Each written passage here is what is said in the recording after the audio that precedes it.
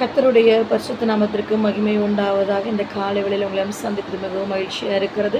தேவன் இந்த ஒரு நாளை கூட தேவன் கூட்டி கொடுத்த கிருபைக்காக கொடான கொடி நன்றி.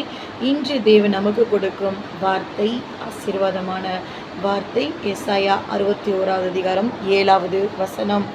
உங்கள் வெட்கத்துக்கு பதிலாக இரட்டத்தனையான பலன் வரும். அல்லேலூயா. உங்கள் வெட்கத்துக்கு பதிலாக இரட்டத்தனையாய் பலன் வரும்.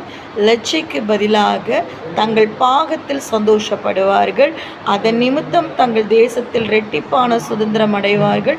நித்திய மகிழ்ச்சி அவர்களுக்கு உண்டாகும் என்று ஆண்டவர் இன்று வாக்கு கொடுத்திருக்கிறார். வாக்கு கொடுத்தவர் உண்மையுள்ளவர். இரட்டத்தனியான ஆசீர்வாதத்தை தேவன் இன்று தர வல்லவராய் இருக்கிறார். எந்த இடத்துலலாம் நம்ம அவமானப்பட்டு ஆசீர்வாத குறைவுள்ளவர்கள் என்று நம்ம காணப்பட்டோமோ அந்த இடத்துலலாம் தேவன் நம்மளை ஆசீர்வதிக்க போகிறார். விசுவாசத்தோ